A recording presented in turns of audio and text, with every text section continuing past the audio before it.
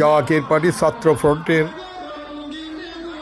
ইফতারি আয়োজন চলছে বিশ্ব বেসালত মঞ্জিল বনানী পাক দরবার শরীফে।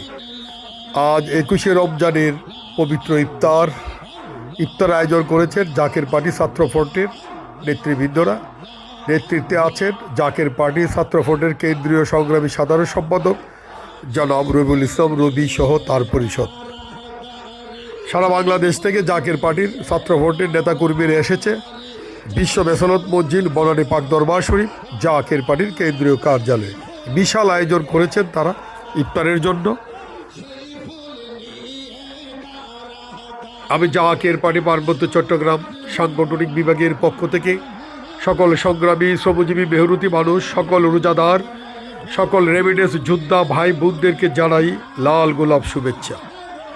আসুন নিজ নিজ এলাকাতে গরিব অসহায় মানুষের মাঝে ইফতার ও সেহরির ব্যবস্থা করি, গরিব মানুষের পাশে দাঁড়াই।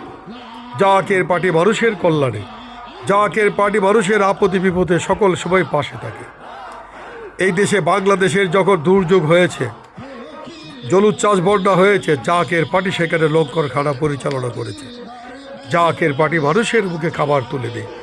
আসুন জাকের পার্টির পতাকা তুলে ঐক্যবদ্ধ হয়ে বাংলাদেশকে রক্ষা করি।